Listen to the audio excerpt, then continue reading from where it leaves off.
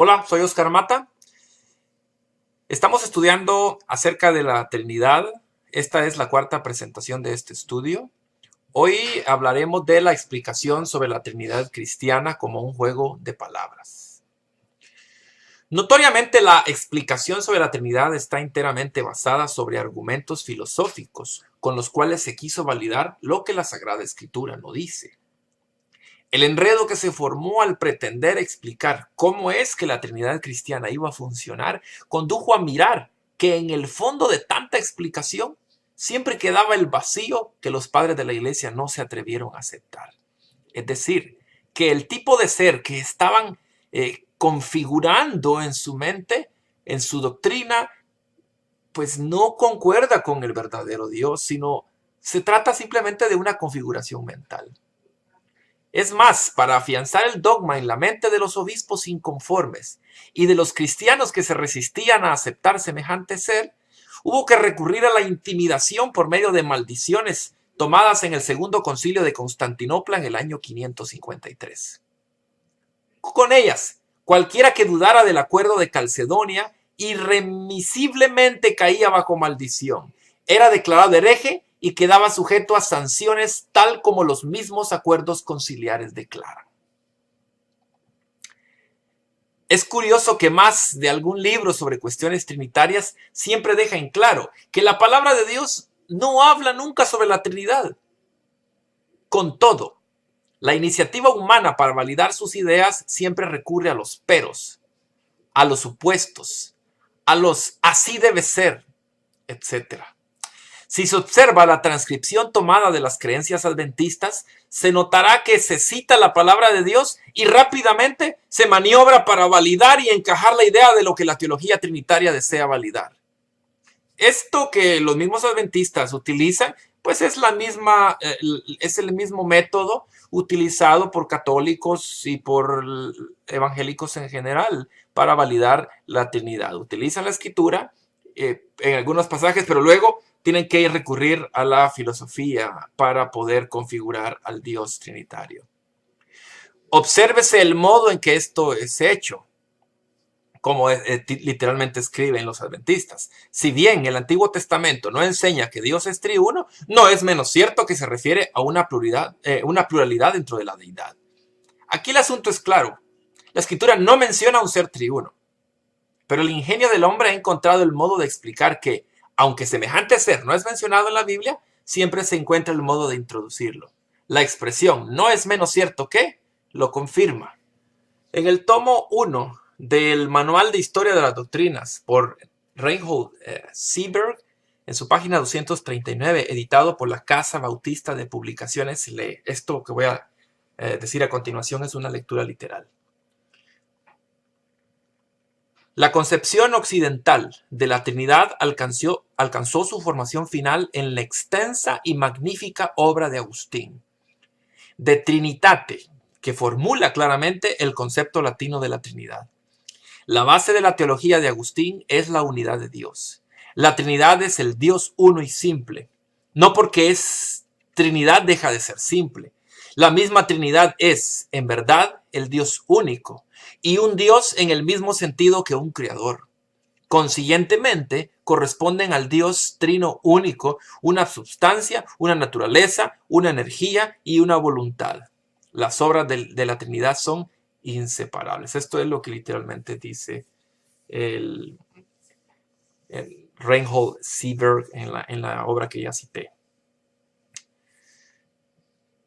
Aquí vemos entonces que se ve que a través de esta obra de Agustín es que se logra entender más a profundidad la Trinidad, no desde el concepto bíblico, sino desde conceptos filosóficos.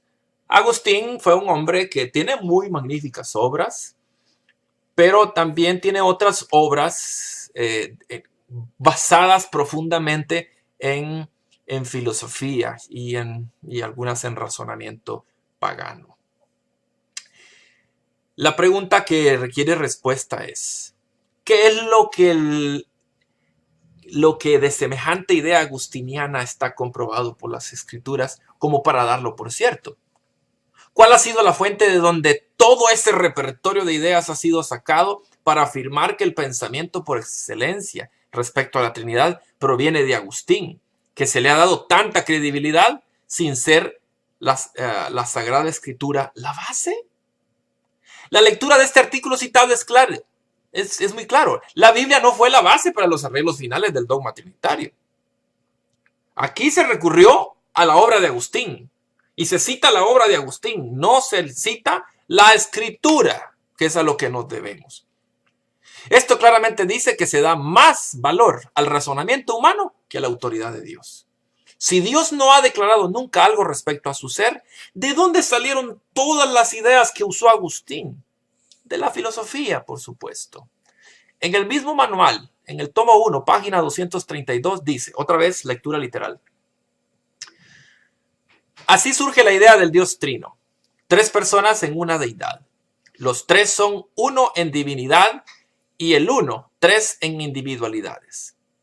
El punto de vista que fundamenta esta conclusión es, a fin de salvaguardar el carácter inconfuso de las 3 hipóstasis en la naturaleza y dignidad humana de la deidad, y porque Dios no es el menos y el más, el anterior o el siguiente, no está dividido en poder o seccionado en su voluntad, sino indiviso en la distinción.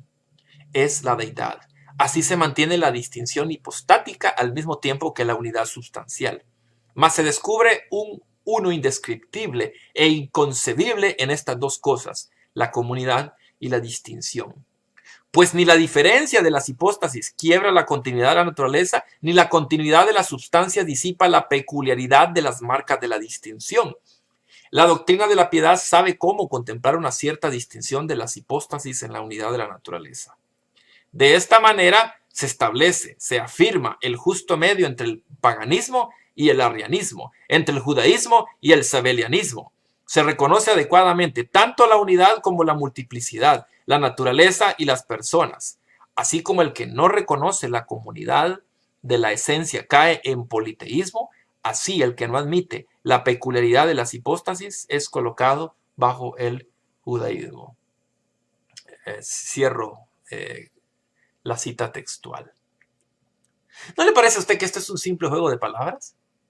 ¿No es cierto que entre más teólogo trinitario se es, más compromiso hay de ver claramente lo que no es real? Ah, cuánta diferencia existe entre los siervos de Dios y la teología cristiana.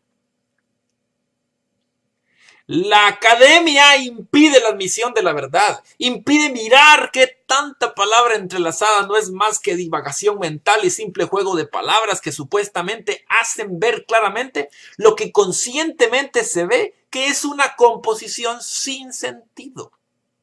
Francamente, Seeberg tiene razón al decir, así surge la idea del Dios Trino. La Trinidad es solo una idea, él mismo lo está diciendo. La idea del Dios Trino. Ahora, ¿cuándo surge? No cuando fue escrita la Biblia. No, esa surge siglos después. Esa idea reside únicamente en la mente humana. El Dios verdadero, el que no ha informado a nadie lo que es su ser, reside en los cielos, rodeado de su gloria, adorado por sus ángeles, mientras que el Dios triuno permanece en la religión cristiana, sin que nadie pueda demostrar ni en lo más mínimo que es un paralelo del omnipotente, mucho menos el omnipotente en sí. No se requiere tener experiencia grande respecto a la Santa Escritura para notar que la conclusión de los concilios fue la que creó a un ser extraño que la Biblia no dice. Esa deidad es solo un juego de palabras. Es, pero no es, aunque es lo que no es. Esa es en sí la deidad trinitaria. Nada de versículos que apoyen semejantes ideas. Nada de explicar qué versículo bíblico sirve de base para cada proporción. Sencillamente, el acuerdo tomado para establecer la Trinidad cristiana está basado enteramente en la imaginación, en lo que son suposiciones. La realidad que al haberse formulado el Dios Trino no se quiso enfrentar es que el ser de Dios no es conocido por nadie. Mientras tanto los humanos no acepten que el ser de Dios no es conocido, partiendo de ideas que a cualquiera se le ocurran, jamás podrán aceptar que ese ser 3-1 existe únicamente en las muchas palabras, nunca en la realidad. En la próxima presentación estudiaremos el Dios de la Trinidad. Espero que estos estudios estén siendo de bendición para su vida. Continúe con estos estudios. Soy Oscar Mata. Es un gusto estudiar con usted. Que la paz del Señor Jesucristo sea con usted y con los suyos.